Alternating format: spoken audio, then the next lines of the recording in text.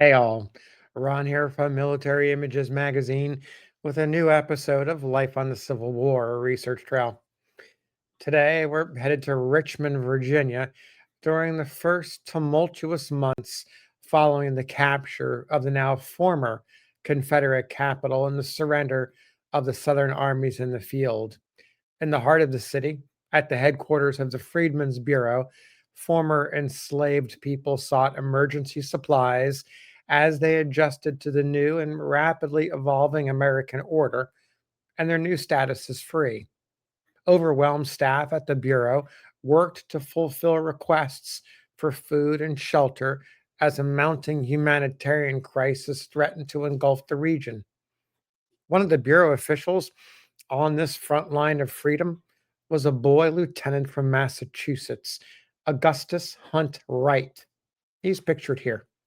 Despite his age, 18, he reported for duty to Richmond in July of 1865 and was posted to the Bureau as an assistant superintendent. Though young, Wright brought little in the way of practical experience to his assignment, but evidence suggests that his upbringing at least mentally prepared him for the rigors of what lay ahead. Born in Boston, where his father, Edmund, rose to prominence as the publisher of the Independent Chronicle and Boston Patriot newspaper, young Wright was raised in a family of thinkers who celebrated in the Unitarian faith. Father Edmund and his mother, Sarah, raised Wright to embrace personal responsibility. This was a key to the family. His four siblings received the same encouragement. A sketch of the life of one of the brothers includes a passage that might easily apply to Wright. He lived in a home where every influence for the uplift of mankind received the most sincere support. And in a day when many of the most vital questions of the present were beginning to attract the attention of men and women of intellect and high purpose, with a heart and mind open to such impressions and a disposition to labor for the realization of his idols, his environment was most favorable for the development that resulted in a life of the utmost consecration and usefulness. Wright proved himself an able student with an interest in agriculture, and he might have settled into life as a farmer after he graduated. But war interrupted his plans.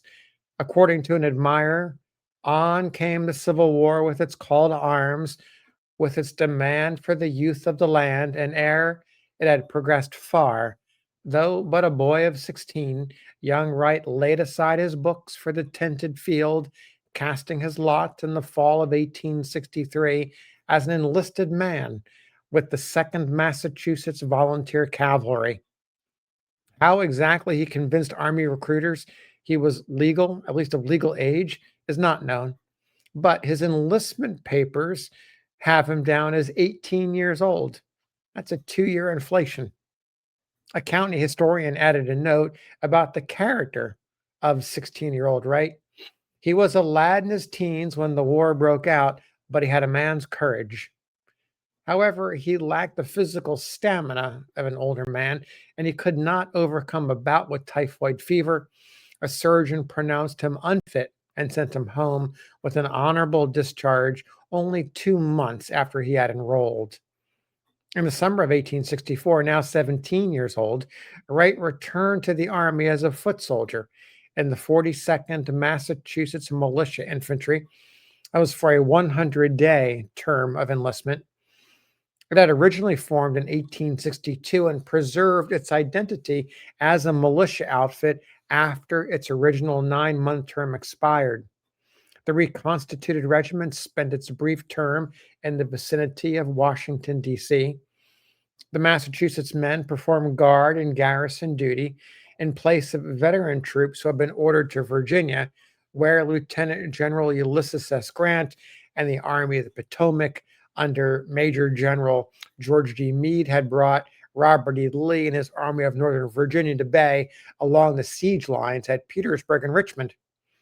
And so Wright numbered among the group of men who filled in for those heavy artillery regiments and other regiments stationed in DC that were called out by Grant in that auspicious summer of 1864.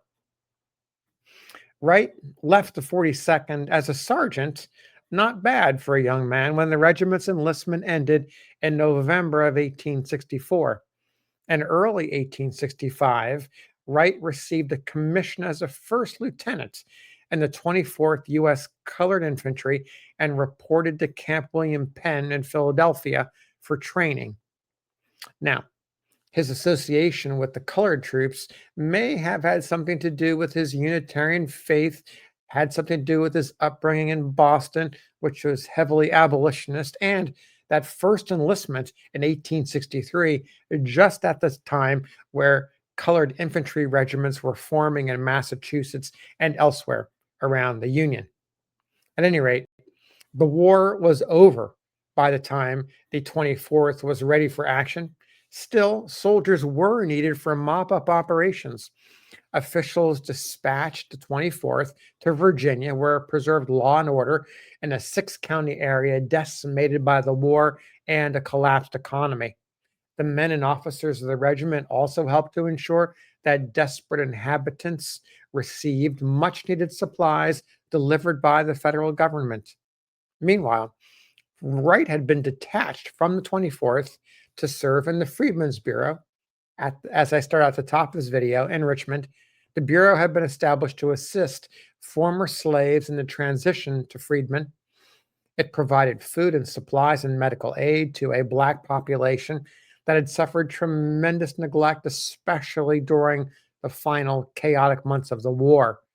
Bureau authorities worried that humanitarian efforts diverted time and resources from its core mission.